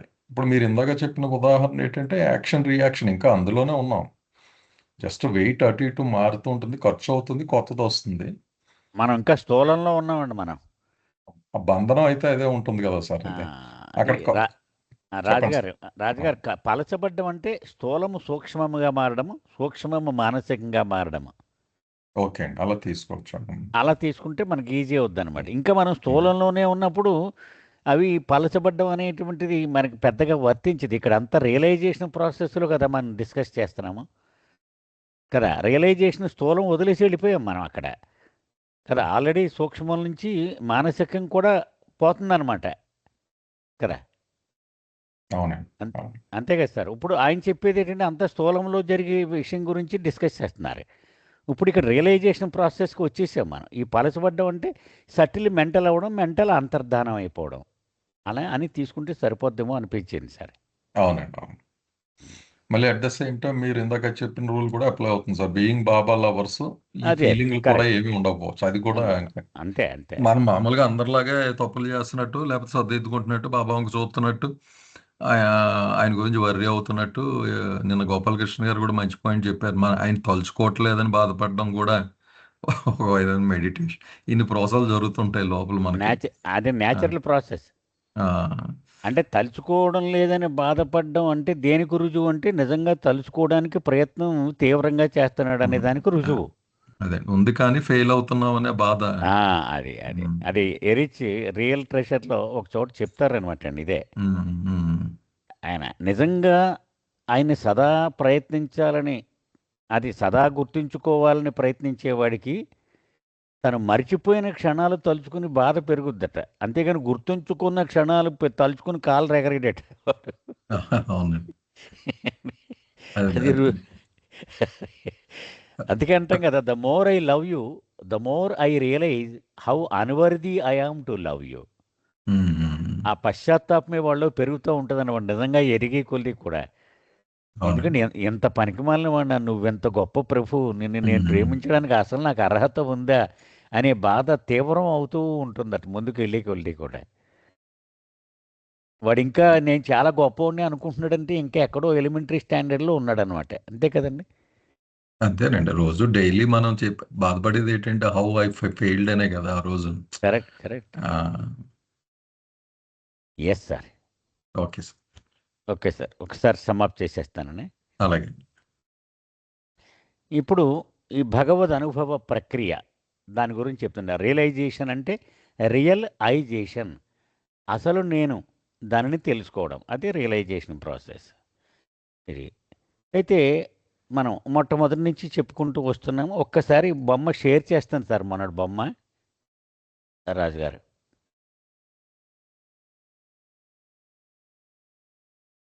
చేయండి సార్, చేయండి. కనపడుతుందండి? వచ్చిందండి, షేర్ అయింది. ఆ, ఇక్కడి నుంచి మొట్టమొదట భగవంతుడి స్థితిలో గాఢ నిద్రావస్థలో ఉండేవాడు భగవంతుడు. ఇదంతా భగవంతుడు అనుకుందాం, ఈ పైన అంతా. అక్కడి నుంచి నెమ్మదిగా డిసెంట్ అన్నాం కదా, అంటే ఇది ఇలా కిందకి దిగి వచ్చాడనమాట. అంటే రాయి నుంచి రాయి ఇలా మానవుడు వచ్చేటప్పటికి భగవంతుడి నుంచి చాలా దూరం వచ్చాడనమాట. ఇది రీఇన్కార్నేషన్ ప్రాసెస్, పునర్జన్మ ప్రక్రియ. ఇక్కడ కొత్తగా భగవంతుడి నుంచి దూరం పెరగడం కానీ దూరం తగ్గడం కానీ జరగదు, సమాంతరంగా వెళ్తాడు పునర్జన్మ ప్రక్రియలో. ఇది రియలైజేషన్ ప్రాసెస్. ఇది అంటే పైకి మళ్ళీ తిరిగి భగవంతుడి దగ్గరికి ప్రయాణం చేస్తున్నాడు. అంటే ఇక్కడ 1వ భూమిక, 2, 3, 4, 5, 6, 7వ భూమిక మళ్ళీ భగవంతుడిలో కలిసిపోతాడు. ఇది డిసెంట్ అసెంట్. ఇలా గుర్తుపెట్టుకుంటే భగవంతుడి నుంచి దూరంగా వెళ్ళిపోవడము, భగవంతుడికి తిరిగి దగ్గర అయిపోవడం. ఎస్ సార్, ఇది బాబా చెప్తున్నారనమాట ఇక్కడ. జై అవసరం. ఒక్క నిమిషం అండి. ఎస్. సో ఇక్కడ బాబా ఏమంటున్నారు? యా, వినపడుతుంది కదండి? మీరు ఏమైనా చూపిస్తున్నారండి? లేదు కదా? లేదు లేదు లేదు లేదు లేదు. Okay, okay sir, okay. ఒకసారి మళ్ళీ స్క్రీన్ అది అది సో పైకి ఎక్కి భగవంతుడి దగ్గరికి చేరుకోవడం అనేటువంటి ప్రక్రియ రియలైజేషన్ ప్రక్రియ. అది ఇప్పుడు దాకా చుట్టుకుని ఈ రీఇన్కార్నేషన్లో కూడా అలాగే మెయింటైన్ చేయబడినటువంటి సంస్కారములు, ఆ సంస్కారములు విప్పడం అనేటువంటిది ఇప్పుడు మొదలవుతుంది. అయితే ఈ విప్పడం అంచెలంచెలుగా నిదానముగా జరుగుతుంది, ఒక్కసారి జరగదు. అది సో దీనిలో జరిగేది ఏంటంటే సంస్కారములు మరింత నాజూగ్గా మారిపోయి నెమ్మదిగానే మారిపోయి చివరికి అది అంతర్ధానం అయిపోతాయి అన్నమాట. అది అయితే ఇవి అంతర్ధానం అయిపోవడం ఎంత తీవ్రంగా ఉందో అంత తీవ్రముగా ఇతనికి ఈ ప్రపంచం మీద నుంచి దృష్టి మరలిపోయి భగవంతుని మీద తపన అంత తీవ్రంగా మారిపోతుంది. ఇక ఆఖరికి ఈ సంస్కారములు, ఈ స్థూల సంస్కారములు ఎప్పుడో వదిలేసి సటిల్ అయిన తర్వాతే వీడు రియలైజేషన్ ప్రాసెస్లో అడుగుపెట్టాడు. ఆ సటిల్ కూడా మెంటల్గా మారి మెంటల్ పూర్తిగా కనుమరుగు అయిపోతాయి. అప్పుడు తన స్వస్వరూపం, నేను సముద్రాన్ని, ఈ బిందువును కాదు అని ఆ బిందు ఆత్మ తెలుసుకుంటుంది. ఇది సార్. జై బాబా. జై బాబా సార్. ఏమన్నా ప్రశ్నలు ఉన్నాయండి దీని మీద సమాప్తి తర్వాత?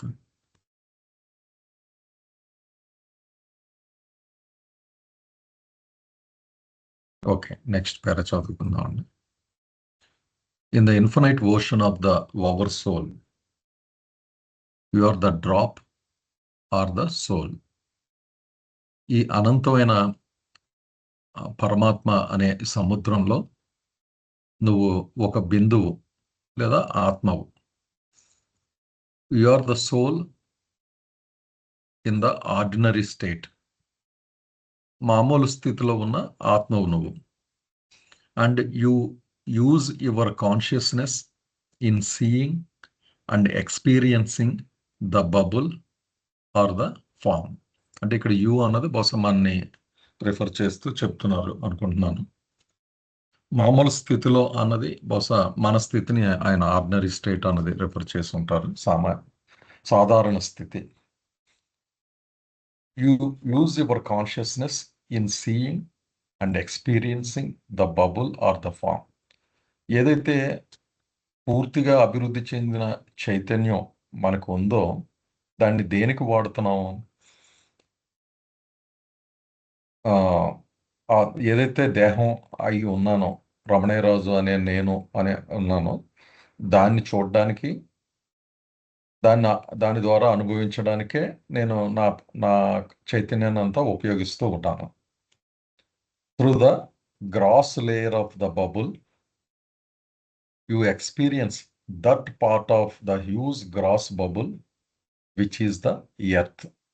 ఇక్కడ బాబా ఏం చెప్తున్నారంటే, ఇప్పుడు నాకున్న బబుల్ ఏదైతే ఉన్న బబుల్ ఏంటి, నా దేహం, నేను దేహాన్ని మీదే నా చైతన్యాన్ని ఫోకస్ చేసి చూసుకుంటూ దాని ద్వారా అనుభవం తెచ్చుకుంటున్నాను కనుక న్యాచురల్గా ఆ అనుభవం తెచ్చుకోవడంలో నేను అనే ద్వారా ఈ ప్రపంచాన్ని చూస్తున్నాను కనుక ఈ చుట్టూ ఉన్న ప్రపంచాన్ని.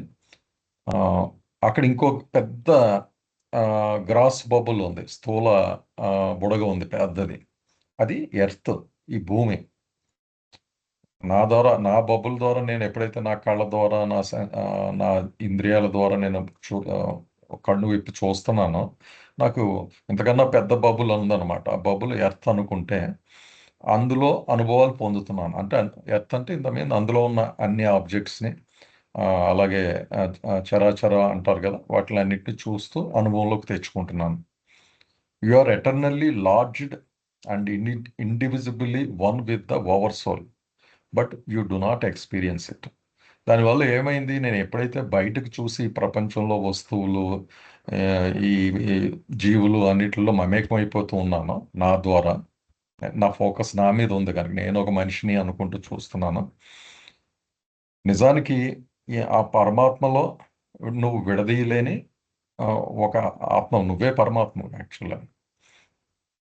కానీ ఏమవుతుంది ఇక్కడ ఎక్స్పీరియన్స్ వచ్చేటప్పటికి అది అనుభవంలోకి రాదు. బేసిక్గా నువ్వు చూసేది దాని ఒక చూడలేదు, అనుభవం లేదు, వేరే చూస్తున్నాను. In the advanced stage up through the third plane you use your consciousness in seeing and experiencing the huge subtle bubble called the subtle world. అయితే ఇక కొంచెం ఉన్నత స్థితులకు వెళ్ళిన తర్వాత, అంటే ఉన్నత స్థితులు అంటే 3వ భూమికి వరకు వెళ్ళేదాకా ఇక్కడ కాన్షియస్నెస్ని ఉపయోగించే విధానంలో మార్పు వస్తుంది. ఇంతకుముందు ఈ భౌతిక దేహం మీద ప్రొజెక్ట్ అయి ఉంటే ఇక్కడ నుంచి ఏమవుతుందంటే ఒక సూక్ష్మమైన బుడగ ఒకటి ఉంది, సూక్ష్మ ప్రపంచం. ఇందాక ఎత్తని స్థూల ప్రపంచంగా మన ఎత్తని ఎలా చెప్పారో ఇక్కడికి వచ్చేటప్పుడు సటిల్ వరల్డ్ ఒకటి ఉంటుంది. ఆ సటిల్ వరల్డ్లో అదొక సటిల్ వరల్డ్ అంటే పెద్ద బుడగ, అంతే, చాలా పెద్ద బుడగలో నువ్వు ఒక చిన్న బుడగగా ఉంటావు. అది ఇక్కడ స్థూలంలో ఎలాగే అక్కడ ఒక ప్రపంచం ఉంది, అందుకనే సటిల్ వరల్డ్ అంటారు. అక్కడికి వెళ్ళి దాన్ని అనుభవిస్తున్నావు, దాన్ని చూస్తున్నావు అక్కడికి వచ్చేటప్పటికి. ఇది 3వ భూమిక స్థాయికి వచ్చేటప్పటికి through the subtle bubble or form called the subtle body. అప్పటికి వచ్చేటప్పటికి ఆ అనుభవంలోకి వచ్చేటప్పుడు ఆటోమేటిక్గా ఈ నువ్వు చూసేది కూడా స్థూల దేహాన్ని చూడవు, సూక్ష్మదేహాన్ని చూసుకుంటూ ఉంటావు. నువ్వు సూక్ష్మదేహంగా ఫీల్ అవుతూ ఉంటావు, అంటే కాన్షియస్నెస్ దాని మీద ఉంటుంది అన్నమాట. But you do not see and experience the which you are in. ఇక్కడ కూడా నిజమైన నిజతత్వం ఏదైతే ఉందో, నువ్వు ఆ పరమాత్మలో ఉన్నావు అనే అనుభవం నీకు రాదు.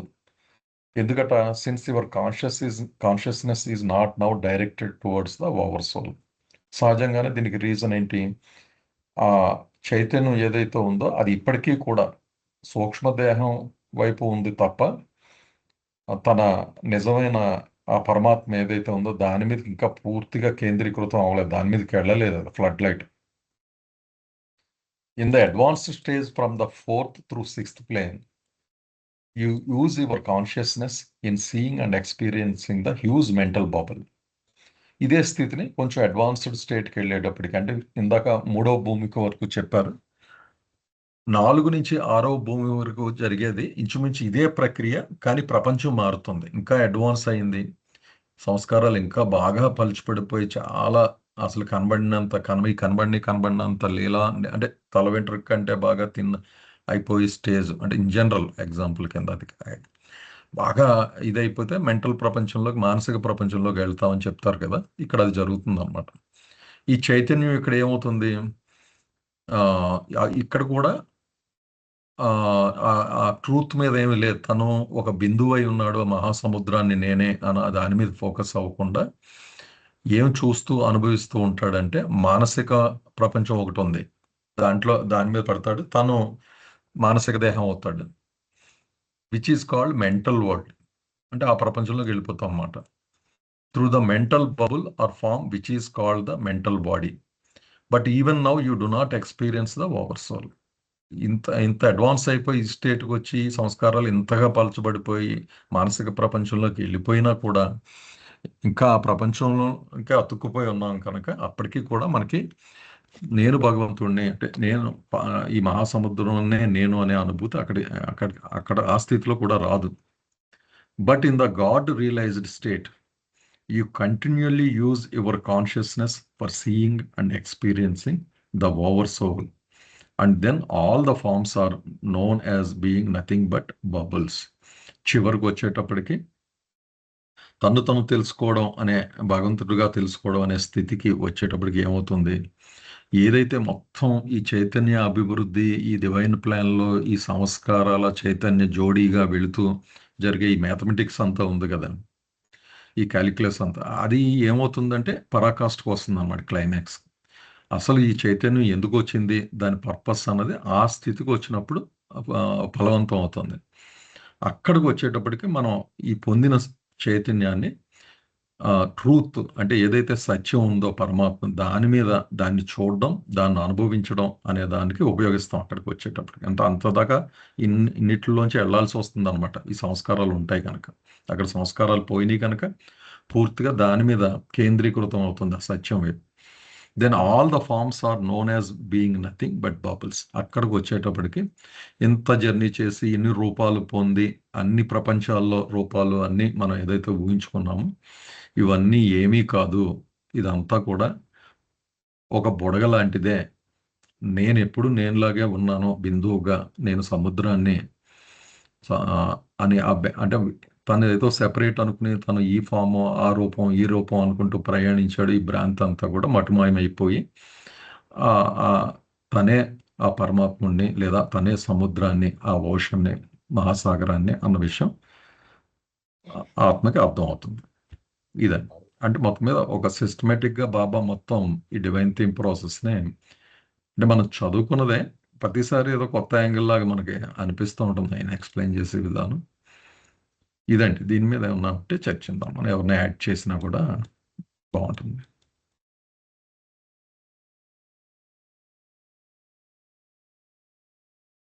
ఏమైనా ఉన్నాయండి ప్రశ్నలు కానీ సందేహాలు కానీ యాడ్ చేసేది కానీ?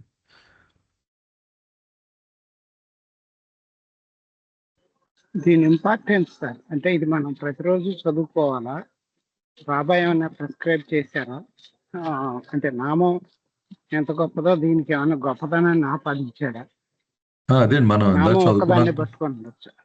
డివైన్ థీమ్ అని మెడిటేషన్ ఆబ్జెక్ట్గా బాబా ప్రిస్క్రైబ్ చేశారని చదువుకున్నాం కదా సార్. డిస్కోర్సెస్లో కూడా చాలా డీటెయిల్గా చెప్పారంటే ఎస్పెషల్లీ మెడిటేషన్ చాప్టర్స్లోకి వెళితే అందులో వన్ ఆఫ్ ద ఇందులో కొంచెం ఎసెన్స్ మనం ముందు కూడా చదువుకున్నాం. అది డివైన్ థీమ్ చార్ట్ పెట్టుకుని అది 3 స్టెప్స్ కింద కూడా మీకు చెప్పారు కదా. అది ఒక ప్రక్రియ, అది అందరూ చెయ్యాలా లేదా అని నాకు అంత తెలియదు, కానీ one of the finest thing అని మామూలుగా డివైన్ థీమ్ రోజు తలుచుకుంటున్నాం అనుకోండి, అంటే మన జర్నీని మనం ముందే తెలుసుకుని 1కి 100 సార్లు 1000 సార్లు దాన్ని మననం చేసుకుంటున్నాం అనుకోండి, నేను అనుకోవడం చాలా ఇంపాక్ట్ ఉంటుంది నెక్స్ట్ జన్మల మీద. అంటే నేను పర్సనల్గా అన్వయించుకుంది, ఆల్రెడీ మనకు తెలిసింది ఒకళ్ళ ద్వారా ఇది నీ జర్నీ అని, ఆయన మీద ట్రస్ట్ ఉంది, పరిపూర్ణ విశ్వాసం ఉంది. ఆ డివైన్ థీమ్ నా భవిష్యత్తు ఏంటో కూడా నాకు అర్థమైంది, ఎలా వెళ్తాను అన్నది, ఏం జరుగుతుంది, ఎందుకు ఇదంతా జరుగుతుంది, ఎక్కడికి వెళ్తాను, ఎలా ఇది అంతం అవుతుంది, అంతం అవడానికి నేను ఏం చేయాలి తొందరగా అంతం అవడానికి అనే ఒక అవగాహనతో డివైన్ థీమ్ని చూస్తూ ఉన్నాం అనుకోండి, రోజు దాన్ని అవగాహన చేసుకుంటూ. చెప్పారు కదా స్టెప్ 1లో డీటెయిల్గా చదువుకోవడం, ఇప్పుడు చదువుకునేది అదే. మనం స్టెప్ 2లో ఆ చార్ట్ ఎదురుగుండా పెట్టుకుని చూడగానే మనకి ఈ సబ్జెక్ట్ చదువుకుందంతా మధ్యలోకి వచ్చేస్తుంది. మనం ఏదైతే ఈ పేరాల్లో చదువుకున్నామో మళ్ళీ డీటెయిల్గా వర్డ్ టు వర్డ్ చదవక్కల. ఫేజ్ 3 స్టెప్ 3లో ఏమన్నారంటే ఇంకా వర్డ్స్ అది కూడా ఉండదు, లోపల ప్రతి పదం లోపల ఒక ఫీల్ ఉంటుంది, కాంబినేషన్ ఆఫ్ పదాల లోపల. బాబా పడి తాపత్రం ఈ పుస్తకంలో అంతా కూడా ఆ ఫీల్కి తీసుకెళ్ళడానికి, ఎందుకంటే పదాల్లో ఏం లేదు యాక్చువల్గా, ఆ ఫీల్ కూడా మనకి ఏదో అందుతూ ఉంటుంది అనమాట. అది నిరంతరం ప్రాక్టీస్ చేయడం ద్వారా అవుతుంది. కానీ ఇదంతా చూస్తే బాబాయే కదా, బాబాని తలుచుకోవడం ఎవరిలో ఇదంతా ఉందో ఆయన తలుచుకుంటే ఇంకా అదృష్టం నిరంతరం. కనుక మన స్థాయిని బట్టి మనకి ఇంటెలెక్ట్ ఉంటుంది కనుక అది కొంచెం ఇలా కూడా వాడుకోవచ్చు మనం. ఈ వేరే వేరే వాటి మీద ఇంటెలెక్ట్ని వాడి వృధా చేసే కంటే ఆయన ఇచ్చిన డివైన్ థీమ్ మీద మళ్ళించాం అనుకోండి, ఈ ఆలోచనలు అన్నీ కూడా ఉపయోగపడతాయి న్యాచురల్గా. అంటే నేను గెస్ట్ చేసుకున్నదండి, నేను అన్వయించుకుంటుంది. Jai Baba, sir. As I know, you know that Nosher One, that Glow International editor, yes sir, yes sir. his mother, friend, yet she was living in here in Bangalore, and I was Right. meeting her every week. And Baba had specifically directly instructed her to read Divine Theme every day. Direct okay. instruction from Baba to her. So whenever I go there, she asked me to read Divine Theme. True sir, true. Yeah, maybe there is some instruction, I don't know, but the instruction was there for her direct from Baba to read God's Divine Theme every day. Okay sir, just తెలుగులో చెప్తాను This sir. what అంటే I- ఆయన రఘుపతి గారు ఏం చెప్తున్నారంటే అండి, నౌషర్ Bano the glow magazine ఉంది కదా, వాళ్ళ అమ్మగారు ఫ్రీని గారు బెంగళూరులో ఉండేవారు. ఆవిడ ఇప్పుడు లేరు. బాగా సన్నిహితంగా ఉన్న కుటుంబం వాళ్ళు బాబాతోటి. ఆవిడ ఇంటికి తరచూ నేను ప్రతి వారం వెళ్ళి కలుస్తూ ఉండేవాడిని అని రఘుపతి గారు చెప్తున్నారు. ఆవిడకి ఇచ్చిన ఇన్స్ట్రక్షన్ ఏంటంటే, బాబా ఈ డివైన్ థీమ్ని డైలీ చదవమని, దాన్ని మననం చేసుకోమని ఇన్స్ట్రక్షన్ ఇచ్చారనమాట. ఆవిడ కూడా చాలా ప్యూర్ సోల్. బెంగళూరులో ఉన్నప్పుడు నేను, కళ్యాణ్ అందరు కూడా సంతోష్ రెగ్యులర్ కలుస్తూ ఉండేవాళ్ళు వాడిని. అది అంటే ఈ ఎగ్జాంపుల్ చెప్తున్నారండి రఘుపతి గారు. ఆవిడకి ఆ ఎక్సర్సైజ్ ఇచ్చారనమాట బాబా. నిత్యం పారాయణం చేసుకోవచ్చు అంటారు డివైన్ థీమ్ అన్నది సార్. అంతేనండి, మీకు ఆ ఇంట్రెస్ట్ ఉంటే న్యాచురల్గా ఇన్స్టింక్ట్ కూడా వచ్చేస్తుంది సార్. మీకు ఆ టైం వస్తే 4 పేజీలే కాబట్టి డైలీ చదువుకోవడం. ప్రయత్నించడంలో తప్పు లేదండి. నిజంగా మీకు ఇంట్రెస్ట్ ఉండి నిజంగా రోజు చేయగలిగితే ద బెస్ట్ పారాయణం అనుకోవచ్చు. మరి నేను అనుకోవడం అది రోజు చేయగలిగితే నిత్యం మీ మనసు నిలబడితే బోర్ కొట్టకుండా దాని మీద. దైవీ ఇతివృత్తం అనే తెలుగు పదం కదండి డివైన్ థీమ్ కి.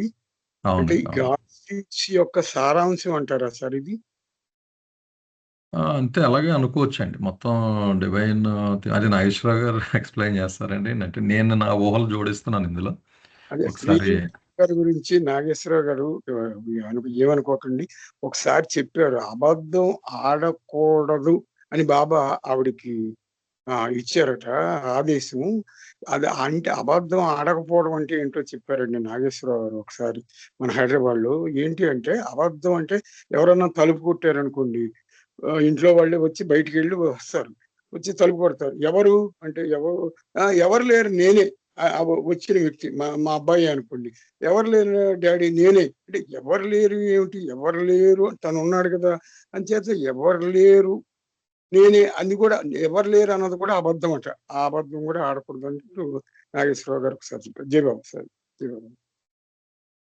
ఒక్కసారి సమ్మప్ చేసేద్దాం సార్ రాజుగారు. టైం 7 నిమిషాలు ఉందండి. ఇక్కడ బాబా సమ్మింగ్ అప్లో ఆయన ఏం చెప్తున్నారంటే, ఓవర్ సోల్ పరమాత్మ అనేటువంటి ఒక అనంతమైన మహాసాగరంలో నువ్వు ఒక బిందువువి కదా. మనం ప్రయాణం మొదలెట్టే ముందు స్థూలం నుంచి కదా ప్రయాణం.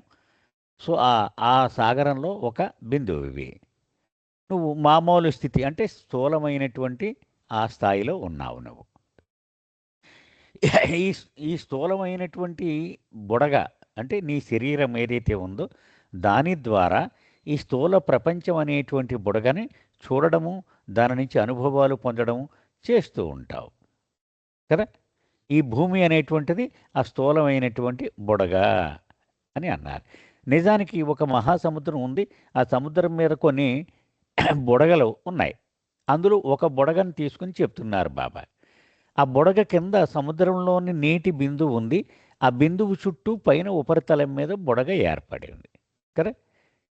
ఆ బుడగ ద్వారా అంటే స్థూల శరీరం ద్వారా ఆ స్థూల ప్రపంచం అనే పెద్ద బుడగను చూస్తుంది. నిజానికి అది సముద్రంలో ఒక భాగమై ఉంది, అది మర్చిపోయింది కదా.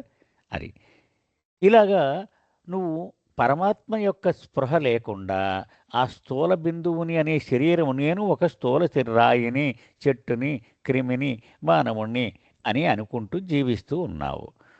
ఇలాగ వెళ్ళగా వెళ్ళగా నీ స్థూల సంస్కారములు సూక్ష్మ సంస్కారములుగా మారినప్పుడు అప్పుడు నీవు ఆ, ఈ సూక్ష్మ శరీరానికి బదులు స్థూల శరీరానికి బదులు సూక్ష్మ శరీరం వస్తుంది. నేను ఒకటవ భౌమిక వ్యక్తిని, నేను రెండవ భౌమిక వ్యక్తిని, అలాగనమాట. అప్పుడు ఈ సూక్ష్మ ప్రపంచము అనే బుడగ యొక్క అనుభవాలని పొందుతూ ఉంటావు. అప్పుడు కూడా నేను సముద్రాన్ని అనేటువంటి ఎరుక ఆ బిందువుకి ఉండదు. అలాగే ఇంకా ముందుకు వెళ్ళే కొలది ఈ మానసిక సంస్కారాలుగా మారిపోయాయి అనుకోండి మన సంస్కారాలు. అప్పుడు ఒక మానసిక శరీరం యొక్క ఎరుక వస్తుంది. దాని ద్వారా మానసిక ప్రపంచమును అనుభవిస్తూ ఉంటాడు. అప్పుడు కూడా నేను నిజానికి సముద్రాన్ని అనే ఎరుక అతనికి ఉండదు. అది బాబా చెప్తున్నారు. ఒక్కసారి నీవు భగవద్ అనుభవం వచ్చేసింది అంటే సూక్ష్మ శరీరం అది రూపం దాని గురించి ఎరుకపోయింది, సూక్ష్మ శరీరము యొక్క ఎరుకపోయింది, మానసిక శరీరము యొక్క ఎరుకపోయింది. నేను మహాసముద్రాన్ని అని చెప్తుంది. నేను పరమాత్మను. ఇప్పటి వరకు నేను ధరించిన రూపాలన్నీ కేవలము బుడగలు మాత్రమే అని తెలుసుకుంటుంది. ఇది సార్ దీనిలో బాబా చెప్పింది. రెండవది ఆయన ప్రశ్న వేశారు, ఈ డివైన్ థీమ్ యొక్క ఇంపార్టెన్స్ ఏమిటి అన్నారు. God speaks in a nutshell. మొత్తం గాడ్ స్పీక్ని సూక్ష్మంగా చెప్పాలంటే డివైన్ థీమే అది. ఇంకా బాబా ఏమన్నారంటే కొంతమందికి మెడిటేషన్ చేయడము ఒక అలవాటు ఉంటుంది. అంటే కొంతమంది సంస్కారాల రీత్యా గత జన్మ నేపథ్యం రీత్యా ధ్యానము చేయడము అనేటువంటిది ఒక అలవాటుగా ఉంటుంది. అలాంటి వాళ్ళు అభ్యాసం చేయడానికి ఈ డివైన్ థీమ్ కంటే మెరుగైనటువంటి వస్తువు మరొకటి లేదు. ధ్యాన వస్తువుగా ఆబ్జెక్ట్ ఆఫ్ ధ్యానం దాన్ని పెట్టుకొని దాని మీదే ధ్యానము చేయడము ఇది అతి ఉత్తమమైనటువంటిది అన్నారు. అయితే బాబా అందరికీ సర్వజనీనంగా యూనివర్సల్గా మెడిటేషన్ చేయమని ఎప్పుడూ చెప్పలేరు బాబా. ఆయన చెప్పింది లవ్ మీ లవ్ మీ లవ్ మీ లవ్ మీ అని. కానీ వ్యక్తులకు ప్రత్యేకించి ఆయన చెప్పేవారు, నువ్వు ఇది చెయ్యి, నువ్వు ఇది చెయ్యి. అవి వేరు. ప్రపంచానికి మొత్తం సర్వ ప్రేమికులకు ఆయన ఇచ్చినటువంటి సందేశాలు చూస్తే ప్రేమించడం అనేదే ఎజెండాగా ఇచ్చారు. అయితే ఒక కార్యకర్తగా బాబా నామాన్ని ఆయన సత్యప్రేమ సందేశాన్ని 10 మందికి నేను అందించాలి అనేటువంటి బాధ్యతను తీసుకుంటే గనక ఇది ఫస్ట్ డివైన్ థీమ్ చదవాలి. ప్రపంచానికి ఏం చెప్తావు, నా తండ్రి ఇది చెప్పాడు, ఎంత గొప్ప విషయాన్ని ఎంత సరళంగా చెప్పేశాడు అనేటువంటి నువ్వే నేర్చుకోకపోతే 10 మందికి ఏం చెప్పగలవు కదా. అలాగ ఆ కోణంలో చూస్తే ఇది సరిపోతుంది అని నా అభిప్రాయం సార్. ఇది జై బాబా. బాగుంది సార్ చాలా. అంటే మళ్ళీ ప్రిస్క్రిప్టివ్లోకి వెళ్ళిపోతే అదో ఇబ్బంది అండి. అందరూ కంపల్సరీ మీరు బాగానే చెప్పారు. అంటే బాబా నిజంగా ప్రేమించి ఆయన నిరంతరం తలుచుకోగలిగితే ఇంకా దాన్ని తీసేసేది ఇంకేదీ లేదు అసలు. ఇంకా ఇవన్నీ అక్కర్లేదు యాక్చువల్గా. 1 పాయింట్ ఎజెండా అండి ఎప్పుడు బాబాలు ఎవరికి. ఆయన అదే hold on to me, hold on to me, hold on to me, hold on to me. అది జై బాబా. షిరీన్ క్వశ్చన్ పంపించారు సార్, చదువుతాను. ఆ, just clarification. Should we consider each of the mental, subtle and gross bodies as 3 layers over the drop zone? Then only the outermost bubble is changing and the subtle and mental bubbles are carried forward with the drop zone. Because the subtle and mental bodies are needed to provide the energy and storage of samskaras and consciousness. Kindly absolutely correct. Absolutely అండి, perfect. Okay.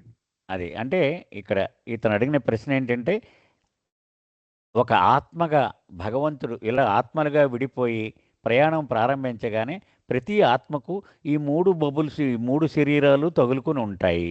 Gross, subtle, mental. అంతే కదా. ప్రతి మరణములోనూ gross ఒక్కటే రాలిపోతూ ఉంటుంది. Subtle, mental మాత్రము గమ్యము చేరే వరకు ఆత్మ వెంట కొనసాగుతాయి.